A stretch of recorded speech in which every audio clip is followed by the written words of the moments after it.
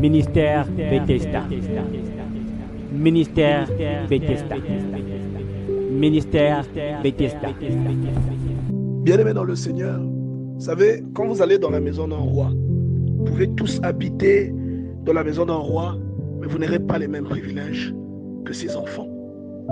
Vous pouvez tous manger ce que le roi produit, ce que le roi fournit dans sa maison, mais vous ne mangerez pas à la table du roi comme ses enfants. Et la Bible vous enseigne que nous sommes tous créatures de Dieu. Cependant, elle précise que celui qui n'a pas l'esprit de Dieu ne lui appartient pas. La Bible précise que ceux qui sont fils de Dieu, c'est ceux qui sont conduits par son esprit. Et cela peut expliquer que certains problèmes continuent de résister à quelqu'un jusqu'à aujourd'hui. Parce que quand vous êtes un fils de Dieu, il y a des choses qui naissent en vous. Ces choses-là combattent les choses qui vous résistent. Quand vous devenez un enfant de Dieu, vos combats ne vous appartiennent plus. Vos combats deviennent la propriété de Dieu. Vos combats deviennent le problème de Dieu.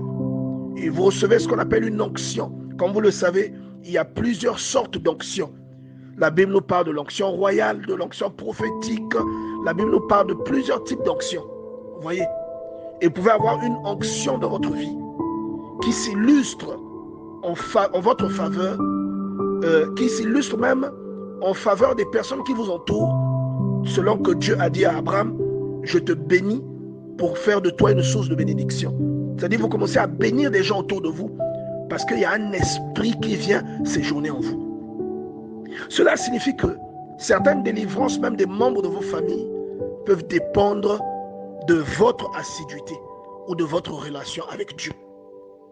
Il y a des délivrances qui dépendent de vos efforts à vous, parce que vous êtes le vase par lequel Dieu veut passer.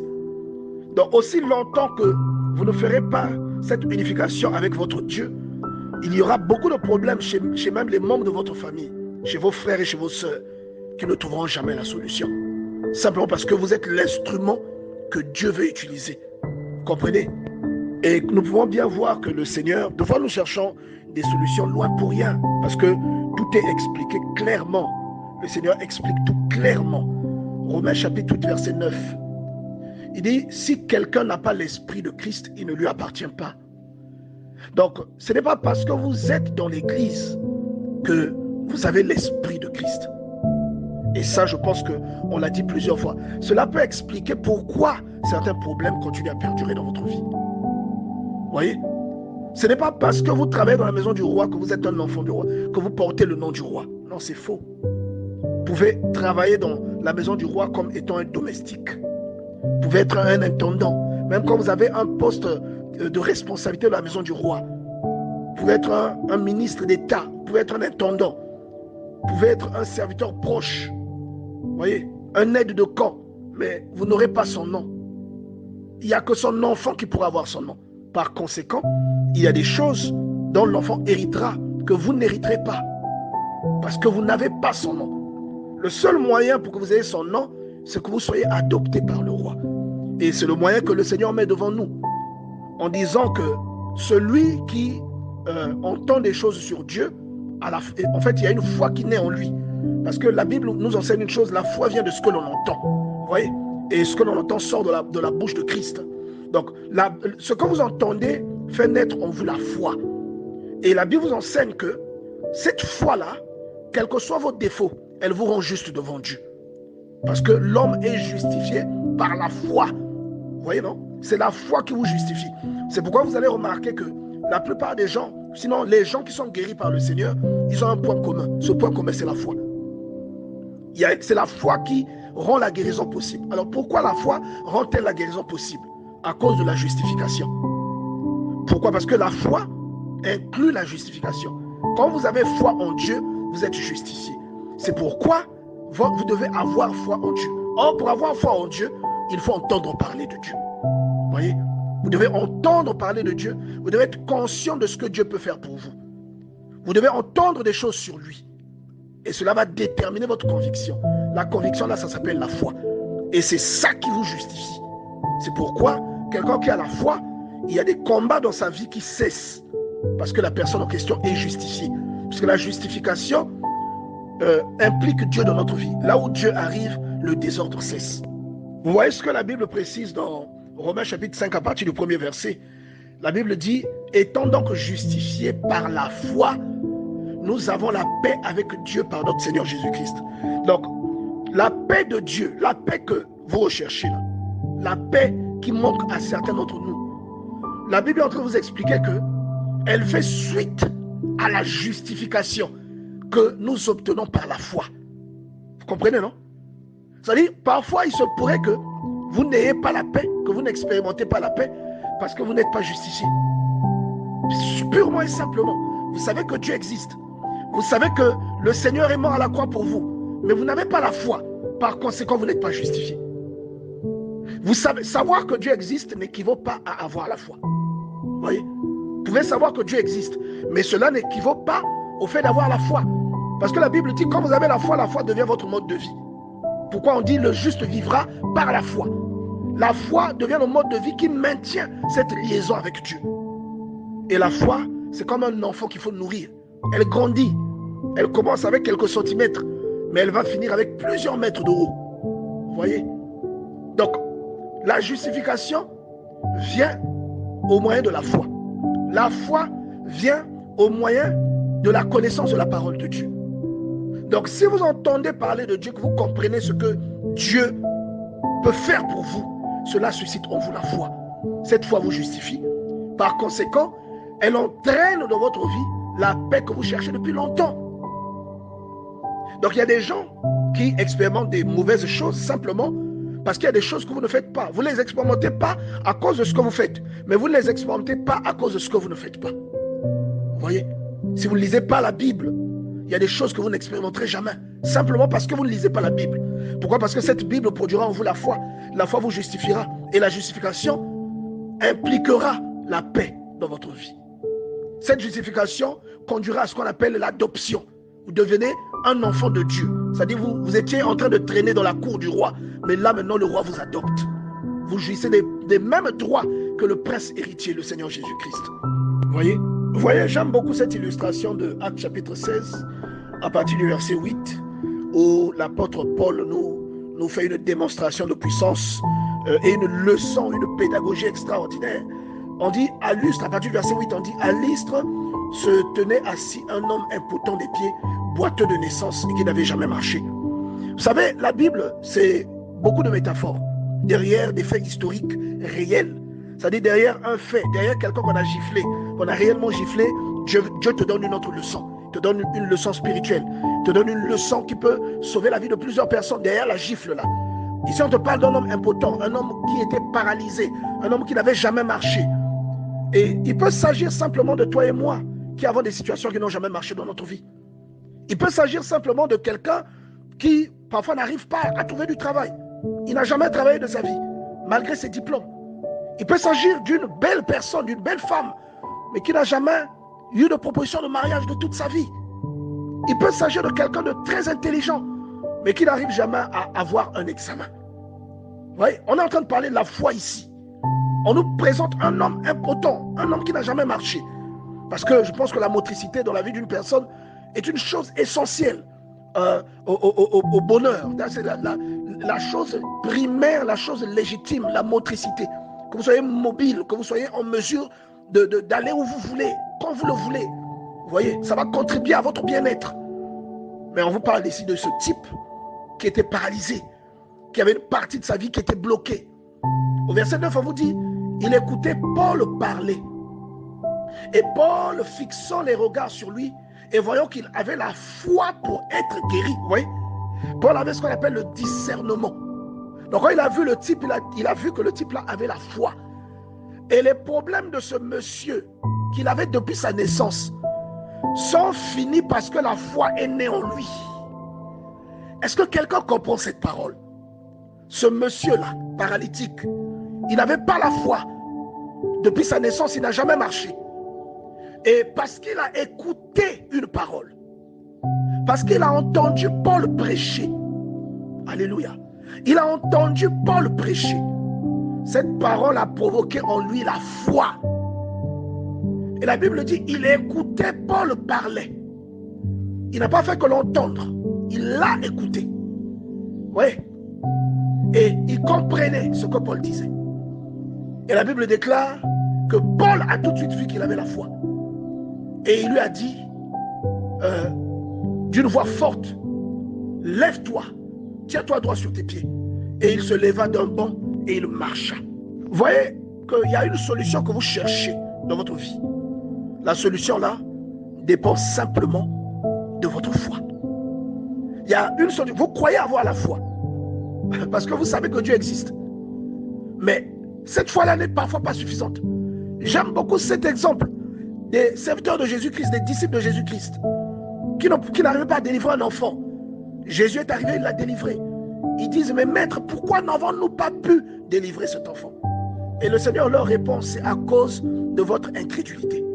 Mais pourtant, il parle à des gens qui croient en Dieu. Ce sont ses disciples. Mais il leur dit, c'est à cause de votre manque de foi. Il leur fait même la leçon. Si vous avez la foi aussi grande que le grain de sénévé, vous pourriez dire à telle montagne, ôte-toi de là, jette-toi dans la mer, elle vous obéirait. Mais il parle à des gens qui ont déjà chassé des démons. Luc chapitre 10. Ces gens-là avaient déjà chassé des démons. Mais ils ont buté sur un démon. Et le Seigneur leur fait comprendre que c'est à cause de leur manque de foi qu'ils n'arrivent pas à délivrer cet enfant. Mais pourtant, ils savent que Dieu existe. Et ils croient. Donc, vous pouvez savoir que Dieu existe. Cela n'équivaut pas à la foi qui entraîne la justification qui vous délivre. À cette foi qui entraîne la justification qui emmène la paix de Dieu dans votre vie. Parce que là où Dieu vient, il y a la liberté. Vous voyez? Et ici, on vous parle donc de ce monsieur impotent. Vous devez le remplacer par... Vous devez remplacer son impotence par un défaut qu'il y a dans votre vie. Par un aspect de votre vie qui ne marche pas. Remplacez son impotence par cet aspect-là qui ne marche pas en vous. Et vous voyez maintenant qu'est-ce qui déclenche la réparation, la restauration de cette chose qui ne marchait pas en lui. C'est l'écoute de la parole de Dieu. Pourquoi? Parce que l'écoute de cette parole a suscité en lui la foi. Vous voyez? Et cette foi a entraîné le rétablissement de sa vie. Donc il y a un aspect dans votre vie qui est boiteux, un aspect dans votre vie qui est stérile, un aspect dans votre vie qui titube. Le Seigneur est en train de vous enseigner que la foi que vous obtenez en ayant une connaissance, en accédant à une connaissance qui concerne les choses de Dieu, cette foi-là peut faire suite, c'est-à-dire peut entraîner la restauration de ce qui n'a jamais marché dans votre vie. Exactement comme vous pouvez le lire dans Actes chapitre 14. Et pour finir, regardez cette merveilleuse écriture de Hébreux chapitre 10 verset 38 où la Bible dit « Et mon juste, c'est Dieu qui parle, mon juste vivra par la foi. Mais s'il se retire, mon âme ne prend pas plaisir en lui. » Est-ce que quelqu'un comprend? Donc la foi en question là, c'est le mode de Dieu, le mode de vie, pardon, que Dieu nous souhaite. C'est le mode de vie que Dieu souhaite à son enfant. C'est ce qui garantit l'adoption de celui qui croit en Dieu. Vous voyez? Mon juste vivra par la foi. Donc, la foi va devenir ta façon à toi de vivre. C'est cette foi qui te maintient juste. C'est cette foi qui te rend juste à ses yeux. Et il dit, mais s'il se retire, c'est-à-dire si tu ne pratiques plus la foi, si tu ne pratiques plus ce mode de vie, il dit, mon âme ne prend plus plaisir en lui. Donc, si jamais ta foi est entretenue, tant que ta foi est entretenue, aux yeux de Dieu, tu es juste. Et aux yeux de Dieu, tu es quelqu'un en qui il se réjouit. Vous voyez? Mais s'il se retire, mon âme ne prend pas plaisir en lui. C'est-à-dire, si vous cessez avec ce mode de vie, la joie que Dieu éprouvait à votre égard, il ne l'éprouvera plus. J'aimerais simplement que vous fassiez le parallèle, vous fassiez l'analogie avec ce qui se passe dans nos pays. Certains chefs d'État, regardez quand les proches collaborateurs de certains chefs d'État tombent en disgrâce. Qu'est-ce qui leur arrive? Ils avaient des fonctions élevées. Ils n'avaient pas de barrière, ils étaient puissants. Mais un jour, ils sont tombés en disgrâce. Parce qu'ils ont tourné le dos à la personne. Ils ont été fourbes vis-à-vis du chef du pays. Et vous voyez qu'il y a des représailles ensuite qui interviennent dans leur vie. Et cela cela conduit souvent à la mort. Vous voyez? Et dans le cas d'un être humain qui est en face de Dieu, même si ce n'est pas une mort charnelle, mais c'est une mort. Parce que la mort, c'est la cessation c'est comme quand vous cessez de cohabiter avec Dieu. Vous voyez? Il y a des choses qui, quand Dieu se détache de vous, il y a des choses qui meurent aussi en vous.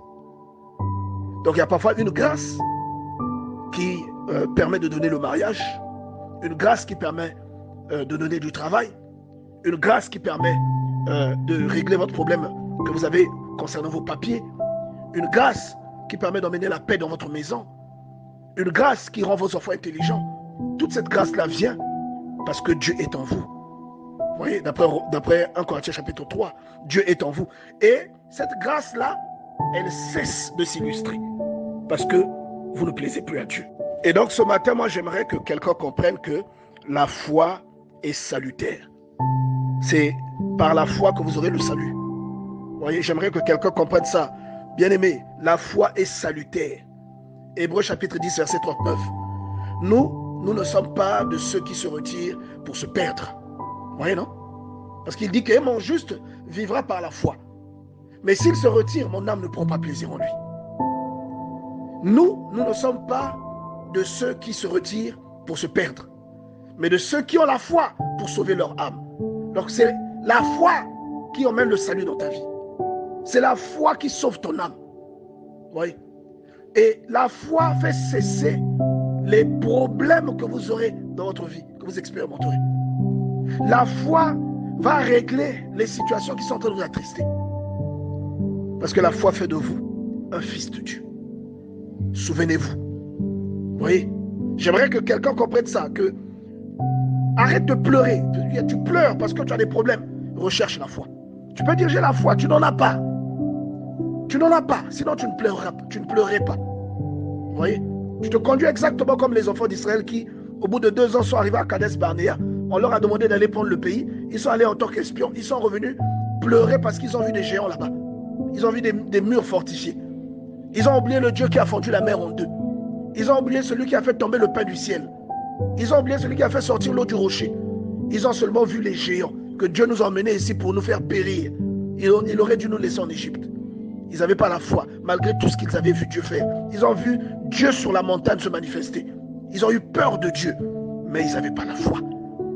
Donc, recherchez la foi. La foi vient avec la connaissance de Dieu. Lisez la Bible.